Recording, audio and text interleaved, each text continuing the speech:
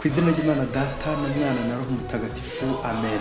Nimuhumure bana b'Imana, dufashijwe n'Imana umubyeyi wacu, dukore cyane bityo buri wese agere ku ntego nziza. Kuri wa 4 tariki ya 8 Nyakanga 2021, isomo rya mbere ryo mu gitabo cy'Intangiriro, umutwe wa 44, umurongo wa 18 kugeza ku 21, no 23 kugeza ku 29, n'umutwe wa 45, umurongo wa 1 kugeza ku wa 5. Yuda n'abavandimwe be abahungu ba Yakobo baza imbere ya Yozefu. Yuda aramwegera maze aravuga ati, nyaboneka shobuja, ndakwinginze ngo wemerere umugaragu wawe agira icyo abwira databuja. Wirakarira umugaragu wawe nubwo uri nka Farawo ubwe. Databuja ubwe yari yabaje abagaragu be ati, mbese muracyafite so n'umuvandimwe wundi? Nuko dusubiza databuja tuti, dufite umukambwe n'agahereze yabyaye mu busaza bwe, uwo bavindimwe we yarapfuye. Hanyuma wabwiye abagaragu bawe uti, muzamunzanire murebe. Umuhererezi wanyu natamanukana namwe ntimuzongera kumbona. Igihe rero dusubiye kwa data umugaragu wawe, twamushyikirije ubutumwa bwa databuja. Hanyuma data atubwiye ati, nimusubire mujye kuduhahira. Turamusubiza tuti, ntabwo dushobora kumanuka, cyakora turi kumwe n'umuhererezi wacu twakwemera tukagenda, nawe ntitwabona n'uwo muntu tutari kumwe n'umuhererezi wacu. Nuko umugaragu wawe data aratubwira ati, muzi ko umugore wanjye twabyaranye abana 2 gusa. Umwe naramubuze, hanyuma ndavuga nti, nta kabuza yatanyagujwe n'inyamaswa, kandi kugeza ubu sindongera kumubona. None mwongeye kuntwara n'uyu nguyu. Naramuka agize ibyago, muzatuma imvi zanjye zimanukana ishavu ikuzimu. Nuko Yozefu ananirwa kwitsinda imbere y'abo bari kumwe bose, arangurura ijwi ati, nimusore abantu bose bambise. Nuko ntihagira usigara iruhande rwe igihe Yozefu yibwiraga bene se, maze araboroga arira. Nuko abanyamisiri baramwumva, ndetse n'abo mu ngoro ya Farawo. Yozefu abwira bene se ati, ndi Yozefu, data aracyariho? Nuko bene se ntibashobora kumusubiza kuko badagadwaga imbere ye. Maze Yozefu abwira bene se ati, nimwigire hino. Nuko baramwegera. Aravuga ati, ndi Yozefu, umuvandimwe wanyu mwaguze mu Misiri. Noneho nimushire agahinda kandi mwibabazwa nuko mwangurishije hano. Ni Imana yanyohereje imbere yanyu kugira ngo ndamire ubuzima bwanyu. Iryo ni ijambo ry'Imana. Zaburi ni 105. Nimwibutse bikorwa bihebuje by'Uhoraho.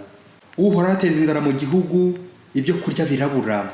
Abanza kohereza umuntu, Yozefu, wari umaze kugurwa bucakara. Ibirenge bye babibohesha ingoyi, ijosi rye baryambika iminyururu, kugeza ubwo ijambo ry'Uhoraho rigaragaje ko ari umwere.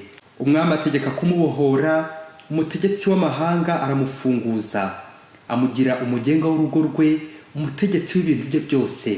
Nimwibutse ibikorwa bihebuje by'Uhoraho. Nyagasani Yesu nabane namwe. Amagambo mu Ivanjiri ntagatifu Yesu Kristo uko yanditswe na Matayo, umutwe wa 10 umurongo wa 7 kugeza kwa 15. Muri icyo gihe Yesu yabwiye intumwa ze 12 ati, aho munyura muvuge ko ingoma y'ijuru yegereje. Mukize abarwayi, muzura abapfuye, ababembe mubakize, mwirukane roho mbi. Mwahawe ku buntu, mutange ku buntu. Ntimwitwaze zahabu, feza cyangwa ibiceri mu mikandara yanyu. Ntimujyane kandi uruhago rw'urugendo, amakanzu 2 cyangwa inkweto, habe n'inkoni, kuko umukozi akwiye ifunguro. Aho mugeze mu mujyi cyangwa mu rusisiro, mujye mubaririza umuntu ukwiriye kubakira, maze mugumiwe kugeza igihe muzagendera. Nimugera iwe mumwifuriza amahoro. Niba urwo rugo ruyakwiye, amahoro yanyu azarutahemo. Niba rutayakwiye, amahoro yanyu azabagarukira. Nibanga kubakira no kumva amagambo yanyu, muve muri urwo rugo cyangwa muri uwo mujyi mukunguta umukungugu wo ku birenge byanyu. Ndababwira ukuri, ku munsi w'urubanza Sodoma na Gomora bizadohorerwa kurusha uwo mujyi. Iyo ni Ivanjiri ntagatifu. Bana b'Imana, Kristo naganze mu mitima yacu, tumubone tumwereke abandi buri munsi. Amasomo atagatifu yo kuri wa 4 aradufasha kumenya kwita ku ntego zacu. Quelle est ton but? Intego yawe ni iyihe? Intego yanjye ni iyihe? Ese ukora iki ngo ugere ku ntego yawe? Ese ni nziza? Niba ari nziza, ukora iki ngo uyigereho? Umuntu yigeze atuvugira hari gutunegura ngo iyo ushaka guhisha umunyafurika uhisha mu gitabo. ngo iyo ushaka kubika amafaranga yawe neza ngo kugira ngo umunyafurika atakwiba ngo uyahisha mu gitabo ngo ubundi ukakimuha akakikubikira. Twaba tugeze kure. Nanjye umunsi umwe byambayeho iyi nteruro yanyujurijweho ndi kwiga mu seminari turi kurangiza ibiruhuko. Umupadiri yigeze ampa impano y'igitabo. Urumva ngewe naniteze amafaranga nk'umunyeshuri wese usanzwe, nuko cya gitabo ndacyakira ariko ari ibyo kwikiza. Nuko ndamubwira nti merci. Nsomye titre ya cya gitabo mbona cyitwa L'art de travailler dur, ubugeni cyangwa umwuga wo gukora cyane. Mpita ntekereza ko umupadiri ubwo abonye ko ndi umunebwe, ntangira no gutekereza nti kandi wasanga agiye kunyirukanisha ngo ndi umunebwe. Bitewe n'ibyo nari gutekereza, icyo gitabo mpita nyanga urunuka bitewe n'icyo gisobanuro ngewe cyari kindimo cy'iyo kado. Nuko cya gitabo mpita nkibika mu ikarito kure cyane bisa nkaho nkijugunye pe. Nuko maze kuba padiri hari cyangombwa nari nabuze kera kabaye, nza kwibuka ko icyo cyangombwa cyaba kiri hamwe na cya gitabo najugunye nabitse muri ya karito. Nuko noneho ndi gushaka bya byangombwa cya gitabo nkigezeho. Nuko ndavuga nti ubu noneho nagisoma kuko sinigeze numva muri dosiye yanjye bagaruka ku bunebwe. Birashoboka ko ari urubanza rwa rwana nakiragaho umupadiri. Ndababwiza ukuri babyeyi, nasomye interero ya mbere y'iki gitabo amarira atangira kubunga mu maso. Interero ya mbere y'iriburiro iragira iti: tous ceux qui ont laissé un impact sur l'histoire étaient, dans plusieurs domaines, des hommes différents, mais ils avaient tous une chose en commun: ils travaillaient dur. Ako kantu, ils travaillaient dur, nahise ngacaho umurongo numva ko ari ngiye biri kubwira ngo abantu bose bagize akamaro mu mateka bahuriye ku kintu kimwe: gukora cyane. Nibuka ko uwo munsi bwa mbere nanze kujya ku meza, ahubwo numva ndakuyifunguro pe, kuko nahise numva noneho ndi umunebwe, kuko nyine nta kintu ndakora. Ngumva ya magambo wa Paulo ari njye ahise yuzurizwaho ati: udakora ntakarye. Iki gitabo naragisomye, ndongera ndagisoma pe, gisubiramo inshuro nyinshi, ndi kwicuza impamvu ntagisomye nkiri umufaratiri. Nkurikije igihe nataye mu nduru, mu matiku, mu kunegurana, mu kunenga, kwidegembya bitabuze. Icyo gihe rero kugira ngo nishyire mu mutuzo, naje kwiyemeza ko ndi mu ideni pe, ko hari ibirane ngomba kwishyura by'igihe nataye. Ndi kwidegembya mu mazimwe, mu manza z'amahugu, ndi muri baranyanga, ndi muri bari kungendaho, nsanga narataye igihe pe. Iki gitabo rero kikaba kiri kumpoza pe, kandi padiri wanjye wampaye iki gitabo, nubwo mbere nabanje kumucira urubanza, iyi kado ni nziza yandutiye izindi zose. Ubu mfite byinshi pe. Padiri aho uri, Imana iguhe imigisha n'amahoro. Nta mafaranga aruta iki gitabo wampaye. Rero bavandimwe, muri iki gitabo chapitre ya mbere, uyu mwanditsi Zakariyasi yacyandikiye muri Kameruni Yaounde. Chapitre ya mbere cyane cyane bavuga ku ntego. Bityo umwanditsi akadusaba ko umukozi wese agomba kuba afite intego, dore ko n'umukozi mukuru, travailleur par excellence, Imana ifite intego. Umugambi w'Imana wo gukiza abantu, c'est sauver les hommes, gucungura abantu. Kandi nawe muvandimwe mukozi, ugakora ku buryo intego yawe iba yanditse, iba clair, igaragara. Nuko rero mukristo, muyobozi, mutegetsi, mukozi, ugomba kuba ufite intego rusange, izindi zose ziza zishamikiraho zigufasha kuza ya ntego nini rusange. Urugero, ufite intego yo kuzajya mu ijuru, la sainteté, ubutagatifu. Hari izindi ntego zizashamikiraho, urugero uzashinga urugo, hanyuma ubane neza uwo mwashakanye, muri neza gikristo abana Imana ibahaye, mubatoze kwegera Nyagasani, mwakire neza ababaza babagana, mugire ibyo mukora bifasha kuzamura urugo. Nuko rero ku munsi ukaba ufite intego igendana n'ingengabihe yawe: gusenga, kujya mu misa, kumva ijambo ry'Imana, kujya ku kazi, kujya gusura abarwayi, gusoma igitabo L'art de travailler dur, ugasoma Bibiliya cyangwa n'ibindi byagufasha kwegera Imana, kwiga, ukiga nko gucuranga, kujya muri korali, kwiga imashini, gukora siporo, guhaha ku isoko, kujya kuvoma, gukubura, gusenga nabo mu rugo, gusangira nabo mu rugo, n'indi mirimo myinshi wakuzuzamo mu ngengabihe yawe y'umunsi. Bityo ingengabihe yawe cyangwa intego yawe y'umunsi igahora ugenda ku ntego yo gukora cyane, ngo ukorere rya juru mbakurigezemo, l'art de travailler dur. Amasomo y'uyu munsi harimo intego nyinshi, zose ziganisha ku mugambi, intego y'Imana yo gucungura abantu. Imana ikanyura inzira nyinshi, igakora cyane kugira ngo iducungure, uhereye mu isezerano rya kera ukagera muri rishya. Mu isomo rya mbere, mu mateka yo gucungura k'umuryango wa Isiraheli, turumva Imana yaranyuze kuri Yozefu mu gihugu cya Misiri. Twumvise mu isomo rya mbere uburyo Yozefu yibwiye bene se, akabahishurira intego ye Yozefu. Kuki Yozefu yagiye mu Misiri? Kuki Yozefu yabayeho? intego ye niyi: ni Imana yanyohereje imbere yanyu kugira ngo ndamire ubuzima bwanyu. Amen, amen. Mwumvise namwe muri iri somo ukuntu Yozefu yabanje kurira akaboroga kubera ikiniga. Ni ukubera ko intego ikomeye pe, kubera aho abandi. Ese muvandimwe, wowe waba ufite intego nawe? Hari intego y'ubuzima bwawe ufite? Ni iyawe cyangwa ubereyeho abandi? Dutangazwa nuko Imana nayo ubwayo ifite intego: gucungura abantu yaremye. Créer c'est sauver.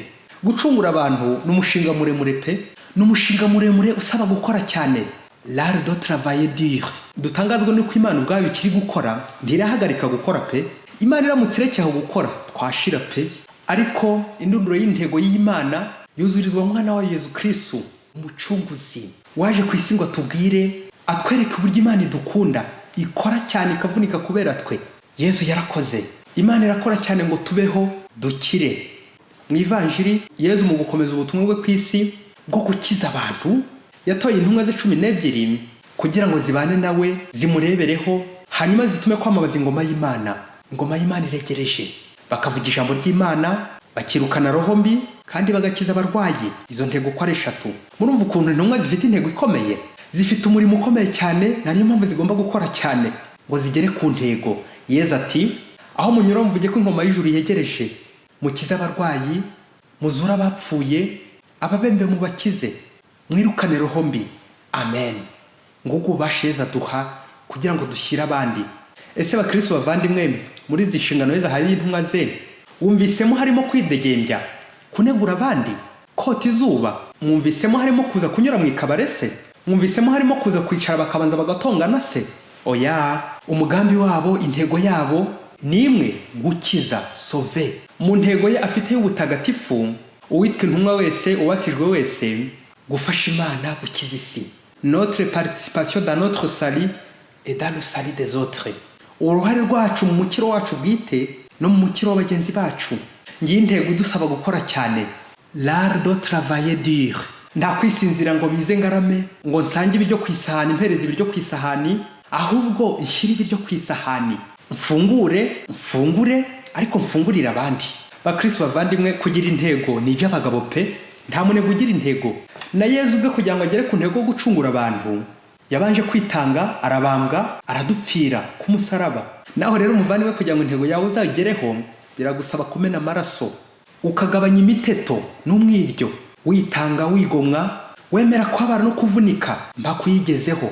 Ntabwo ushobora gukomera utarakomereka. Nguko kuvunika, ukavunikira abandi. Ntimureba si ibikomere bya Yesu nyine? Yesu arakomeye kubera ko yakomeretse. Hirya kure muri Afurika, hahandi hisha amafaranga nyine mu gitabo, umugabo bitaga Mvumbahe yari umunyabwenge n'umukire bikomeye. Yari afite imitungo n'agutungo pe. Yari afite intego ko aziga mpaka ageze kuri dogutora. Nuko yatangiye ashishikaye, akajya aba n'uwa mbere mu ishuri, ari mu mashuri yisumbuye ndetse no muri kaminuza, akajya aba uwa mbere. Muri uko gushyikira, Mvumbahe atangira kwirara, kwigaza kubifatikanya n'ikabare, gutaha amajoro bitabuze, anakanyura mu ngo zirangaza inzugi ziri hanze nyine, babiri hanze. Icyababazaga umugore wa Mvumbahe nuko wacu yavaga mu ikabare muri icyo gicuku, agasaba ngo bamwokereze inyama, kandi nta nizo yaguze pe. Urugo rurahababarira cyane bikomeye. Noneho kera kabaye, mu gihe umugore yari yazinze utwe ngo yigendere yisubirire iwabo, inzara itazamwicira aho ngaho n'abana. Muri icyo gihe Mvumbahe afatwa n'uburwayi bukomeye, kandi yari asigaje umwaka umwe gusa ngo abone dogutora. Umugore muri bwa bwihangane bwe arihangana, aramusindagiza amujyana kwa muganga. Muganga amaze kumusuzuma, amuha ubwoko bubiri bw'imiti, gukora siporo no kunywa amazi. Iyo miti muganga amubuza bikomeye, amwihanangiriza kutayifatikanya n'ibintu bibiri: inyama n'inzoga. Mbese akaba yigomwa inzoga n'inyama mu gihe atarakira. Bageze mu rugo, mu gihe umugore atashye yishimye noneho ko Imana yumvise isengesho rye, ko Imana noneho imuhaye igisubizo, ko noneho urugo rugiye kuzanzamuka. Mvumbahe areba hirya, areba hino, abwira umugore we ati: madame, ntekera inyama nisubire ku kabare. Erega nasuzumwe na dogiteri w'umuyisilamu, bariya bazirana n'akabenzi n'inzoga, ntekera unyihere nzajya kwivuriza hanze. Bariya bagenda ku marangamutima igihe basuzuma abarwayi. Birababaje nuko imiti bamuhaye ntihagira n'umwe afata, arasuzugura, arapinga, kandi n'ibyo muganga mubujije ahita byadukira: inyama n'inzoga. Mvumbahe we, mbega wowe urugo ukomeze kurusa igiheruheru, mu muvure, ku muhanda, mu ikabare, ejo uzaruta mu gihuru no mu mihana, mu bigunda. Mvumbahe, please, ese babyeyi mumbwire namwe, Mvumbahe azagera ku ntego yihaye ko akomeje no kuremba? Uru rugo rwa Mvumbahe ko rwiririrwa inyama rukararira inyama kandi z'amadeni pe? Iri ni iki babyeyi? Ngizi zango zitagira intego, nta viziyo kwa Bamvumbahe. Bakristo bavandimwe, il faut travailler dur. Iyi si yuzuye ingo nyinshi za Bamvumbahe bakorera amafaranga menshi, babanyabwenge kandi ariko ntibazigera batera imbere, bagahora mu madeni y'igikatu kubera gusesagura. Mvumbahe please, do grâce nyaboneka, gabanya imiteto. Ejo nibwo twavuze ko izina rya Yozefu ari ukuzamura, augmenter, il augmentera, ugakura abandi habi. Ba Yozefu rero bagomba kugira intego. Yozefu umugabo wa Mariya, Yozefu umuhungu wa Yakobo n'abandi babisunga. Ba Yozefu bagomba kugira intego yo kuzamura ingo zabo, abo bashinzwe gukora cyane. Namwe aritegereje aba Yozefu barakoze cyane pe. Umugabo sitagira ibitekerezo bizamura urugo ngo yite ku rugo rwe, ahubwo akarurinimura kwa Mvumbahe. Uwo mugabo ni Mvumbahe pe. Bamvumbahe birwa bazerera, bidegembya, bakaza gutaha basaba ibiryo n'inzoga kandi batahashye pe. Pawulo ati udakora ntakarye. Kera abasore birirwaga baririmba Vision 2020, ariko umusaza koko atanize kandi unararibonye akivugira ati ni Division 2020. Ubwo insoresore zikamuseka ngo nta gifaransa azi. None se babyeyi bavandimwe, ntimureba ko cyari icyerekezo Vision 2020 corona yabyitambitsemo, noneho cyabaye icyorezo, icyerekezo kikaganisha ku cyorezo. Mvumbahe corona, nanjye no kureba n'ubwo rwanjye iwanjye mu rugo rwanjye, mu mutima wanjye, niba cyari vision ya ntego, intumbero, kitarabaye division, icyorezo, amacakubiri, kunegurana, gucikamo ibice, kurangara, kutagira intego, kuba umunebwe no gutaramana Bamvumbahe, twirirwa tunegura abandi gusa, ducira abandi manzi. Mukristo muvandimwe, niba utigomwe iraha ry'isi, vision yawe ishobora guhinduka division pe. Icyari icyerekezo kigahinduka icyorezo, ukazahora ukorera kwa Mvumbahe, akaba ari uzajya uvumba nyine. Mu masomo y'uyu munsi, nka Yozefu ufite intego yo kuramira ubuzima bwa bene nyina. Ese mubyeyi wowe ufite intego y'urugo rwawe? Ufite aho uzarugeza, intego y'abana bawe y'ejo hazaza? Nk'uko iki gitabo kibivuga, uyu munsi no kwitandukanya na Bamvumbahe. Mukristo rero ugomba gukora cyane, ukagira intego y'ubuzima, ukagira intego y'imyaka 5, y'umwaka umwe, y'ukwezi, y'umunsi, y'isaha, bityo ukaharanira kuyigeraho ugira ibyo wigomwa. Ukigomwa iraha, irari, icyubahiro, umuteto n'indi migese yose, cyane ariko ukigomwa unyenga w'ibitotsi. Babanyakubaha wacu baryamira amasaha 15, abiri bakamara we gutonga n'abana n'abakozi mu rugo, isaha imwe ikaba ariyo kuza gukazi gusinya ko bahageze, andi 6 yose bakaza kuyamara mu ikabare, n'ibindi byumba bibangikanye no kwa Mvumbahe n'ikabare nako hoteli. Erega ushobora no kwigomwa inyama n'icupa nubwo ubikunda, kugira ngo ukire uburwayi, kugira ngo urugo ruhumeke by'akanya gato, kugira ngo utere imbere, ushobore kwegera Imana. Ni ngombwa rero kwigomwa, ukifata, ukavunika cyane, ugakora cyane, ariko hejuru y'ibyo byose ukigomwa icyaha, ingeso mbi n'uburozi bubi buzitira umurimo. Ndushobora kuzagera ku ya ntego y'ubutagatifu utigomwa. Hari kugira intego ariko hari no kuyitaho. Ngaho rero Mukristo muvandimwe, rwanya udusimba twose tujya dushaka kwihakonona intego yawe nziza. Bamvumbahe bagushuka mu bigari, ukore neza ibyo ushinzwe, ubijyane muri vision y'Imana aho kubijyana muri division, amacakubiri ya shitani. Nuko rero buri munsi ujye ubwira abo ushinzwe nka Yozefu twumvise mu isomo rya mbere uti ndi hano kubera mwe no kugira ngo mugire ubuzima. Ni Imana yanyohereje muri uru rugo, ni Imana yanyohereje kuri aka kazi, ni Imana yanyohereje muri uyu murenge, muri uyu mudugudu, muri aka kagari, muri iyi paruwasi. Ni Imana yahanyohereje, ni Imana yantumye aha, ni Imana yantumye aha mu seminari, ni Imana yantumye aha mu ishuri. Nk'umuratini tuti uti vitam habeant pour criser la vie, nka Yezu ngo dukire, kugira ngo intama zanjye zigire ubugingo kandi zibugire busagambye. Abo nshinzwe beho neza buri munsi, ngere ku Mana kandi nabo bageze ku Mana buri munsi. Salus animarum, intego y'umukiro warohoza abantu buri munsi. L'art de travailler dur. Twese Imana itugire neza mu ntego zacu nziza, maze duhe umugisha Imana Data na Mwana na Roho Mutagatifu. Amen. Padiri Masumbuko Ladislas wa Diocese ya Cyangugu.